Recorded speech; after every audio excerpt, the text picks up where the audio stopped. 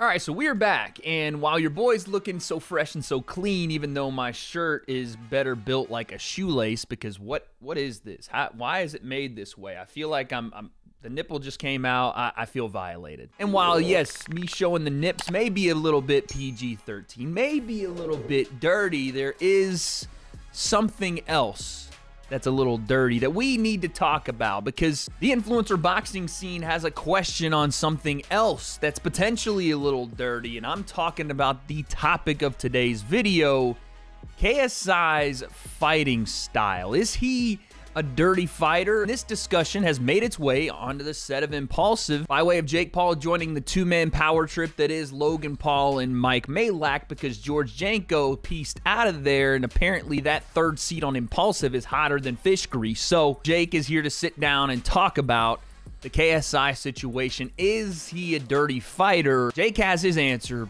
but I have my own. So, breakdown, let's go.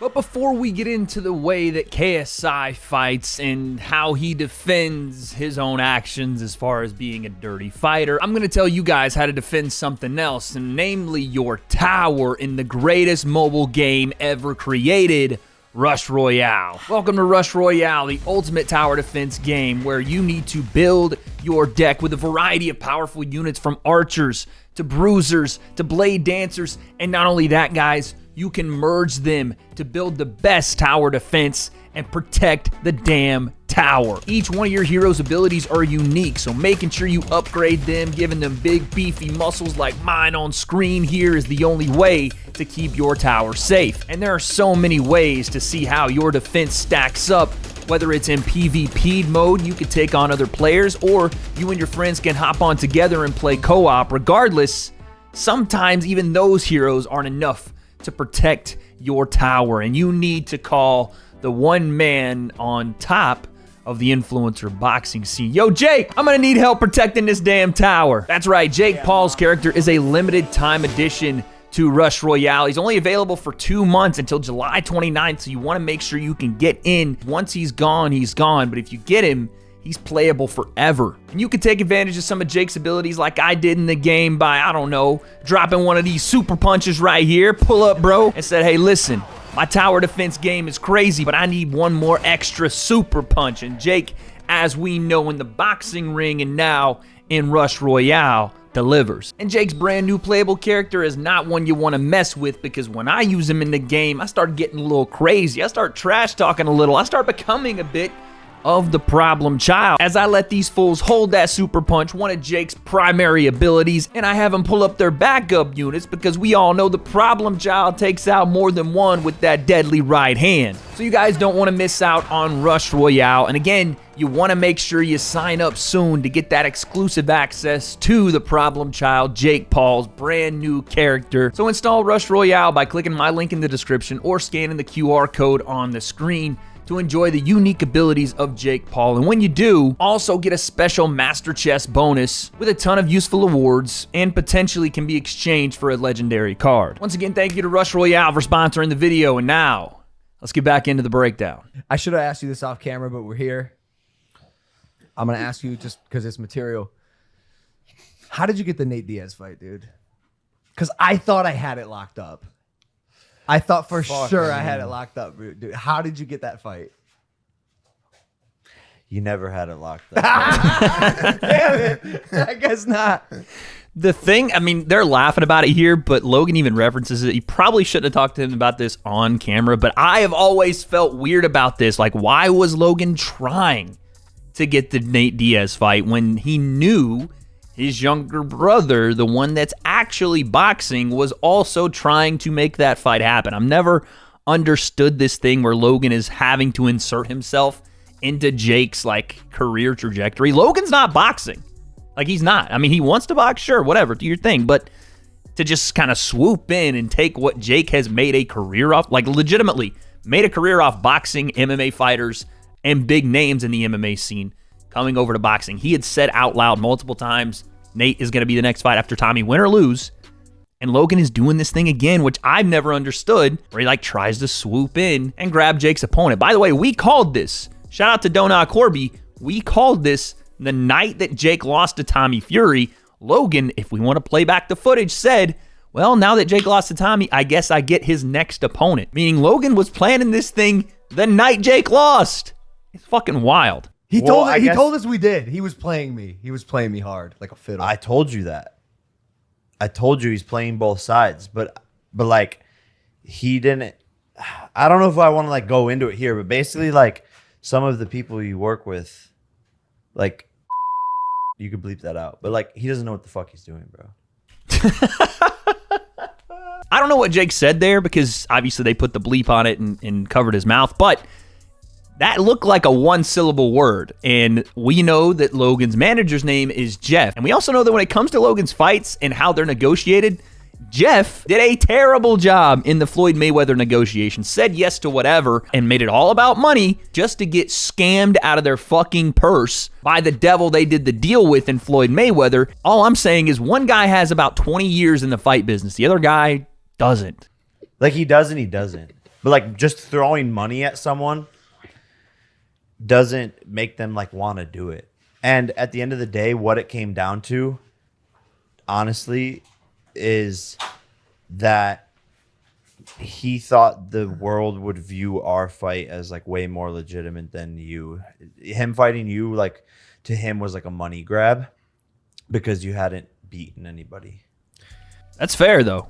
That's fair. And again, if Jake is talking about manager Jeff for Logan, it seems like their way of negotiating is here's a shit ton of money, come fight our guy. Whereas Jake, it seems like, and again, I don't know these negotiations, has the ability to offer more than just money. He has the ability to offer a bit more legitimacy than a guy like Logan is because Jake has actually won fights as a boxer, regulated, professional, against some higher level names than Logan has. So if it was up to Nate, do I want to fight the brother that's beaten Tyron Woodley, that's beaten Anderson Silva, two of the legends in my game, or do I want to fight the brother that did an exhibition with Floyd and fought KSI?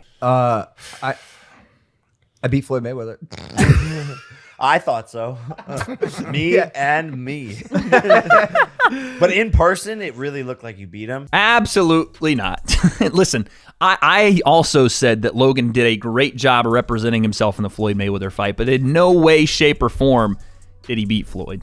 I know that that's Jake's brother. He's going to ride for him. And maybe in person, it looked a little different, but this right hand that you see here is about as close, if that's the one that landed on Floyd that he puts in the impulsive intro, is the only real clean shot Logan landed on Floyd Mayweather. But maybe if I fight him again. Listen, I get it, but it's disappointing, bro. I'm not even making the influencer top boxing list now. Yeah, you got pushed. No, you've been pushed so far out. You really are. Where do you get ranked on? I'm 11. I'm not even in top That's 10. in. So who's like above you? Like Astrid Wet. Like who do they, you know what I'm saying? Like who do they, Hey Mike, don't be coming from our girl Astrid, huh? She top 10 in my heart. No, this is silly. Logan should be top 10 in anybody's influencer boxing list. And if you're ranking it based on the fact that he just doesn't fight, okay. That's the same reason that you wouldn't rank a guy like Face Sensei in the top 10, even though we both know that both guys are talented enough, even still, without fighting, to be in that top 10. It's a little silly that Logan's not in it. I think that Logan could step in right now and be competitive and potentially win, even though he hasn't won fights. Potentially, he could win fights versus JMX, Anthony Taylor, Tyron Woodley. Even him versus Jake is probably more competitive than people want to give it credit for. There's a lot of things that Logan could still do and is absolutely still top 10. That, again, he's not fighting, so that's the qualifier, but talent-wise, skill-wise, he's top 10. who do they rank? Yeah, but like also they also had like Salt Poppy on this shit, and like Anthony Taylor beat his fucking ass. That was crazy. It's embarrassing. It's like, bro, like everyone wants to like say these things. There's just like different levels to this shit, bro. They're still doing 6 rounds. Like, no one's ever gone 8 rounds besides me and you. Jake's right when he says there's levels to this, talking about Anthony Taylor and Salt Poppy, but that's the case with Anthony Taylor versus pretty much everybody, right? There's different levels to the experience and talent of somebody like Anthony Taylor versus somebody that's not done it as long like Salt Poppy. Like, bro, these lists, like, come on, suck a dick. Like, y'all don't even know about boxing. Like, I'm sorry. What'd you think about the KSI DQ? Very, very valid for that to be a no contest. Or no contest, I mean, bro, sorry. it's like, that was clearly illegal. I've been boxing for however many fucking years now, 4 years, sparred a gazillion times.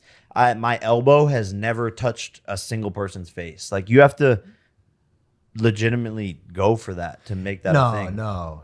That was not intentional. I don't think It was highly intentional. And you I'm honestly got to call you out for it, because like, you're literally the only person who doesn't think that.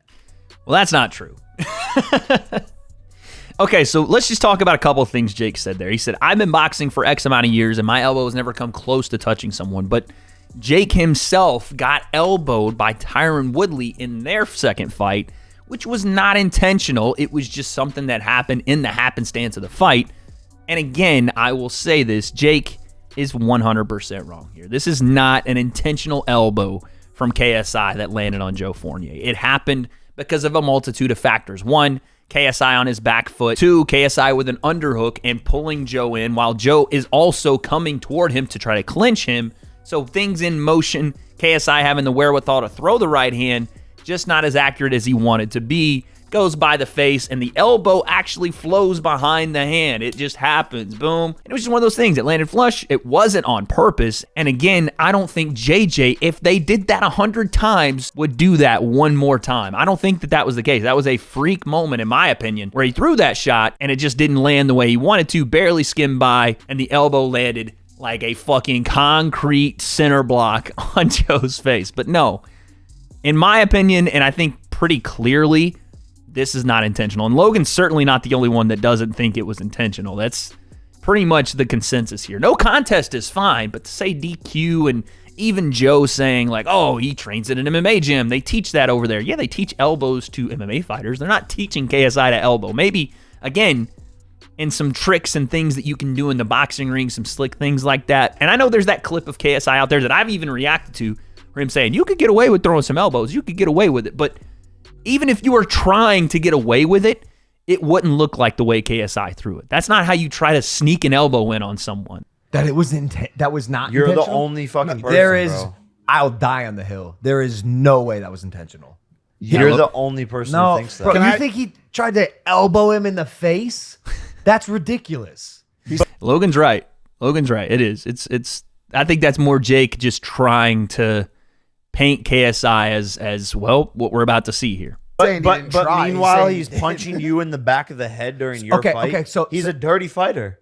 I wouldn't even say that. I would say he's a wild fighter, which is what That's what I was known, gonna which say. is That's we what I was know. gonna He just ask you. throws. He just throws. Okay, so very if you unconventional. accidentally cheat on your girlfriend because you're a cheater, does it make it okay? I'll tell you what. If you're not, Wait, what?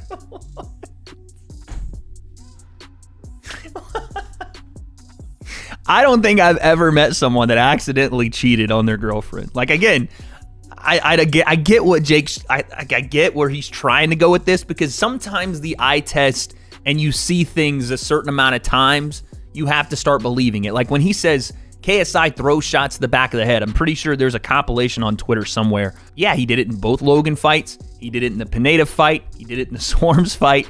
He didn't necessarily do it in the Temper fight, but he did in the Joe fight. It isn't because KSI is trying to like strategically, oh, I'm going to hit you in the back of the head. No, he's a little wild. He's a little reckless, and his technique lets him down. I said this in the post-fight breakdown of the Joe and KSI fight.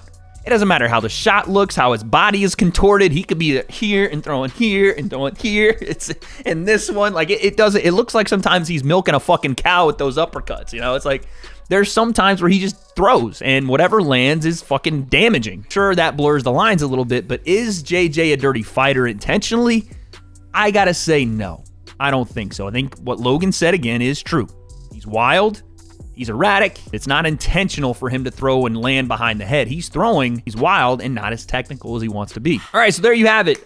This video was a lot more than just me talking about KSI as a dirty fighter, and that was the main topic. But do I think Jake said that because Jake does see KSI as a dirty fighter? Yeah, probably. But at the same time, boxing has its rule set and it has its ways around it, and mainly the person that enforces that will be the referee. It's not up to KSI to deduct himself points for doing things that are either deemed illegal or are illegal. It is up to KSI, though, to put himself in positions to throw with better technique and not put himself in situations where it can be deduced that he is a dirty fighter by the continuous overhands behind the head, and the elbow I don't even consider to be that. But regardless, no. KSI is not a dirty fighter. Jake's not a dirty fighter. They're both very young in the sport and still learning. KSI a little bit more wild, and that's why he gets himself into trouble. But Jake also has his issues with ducking his head and the headbutts and the elbows and things like that. But regardless, will the two mega powers ever meet? I'm starting to think no, but I don't have those answers. So I guess we'll find out.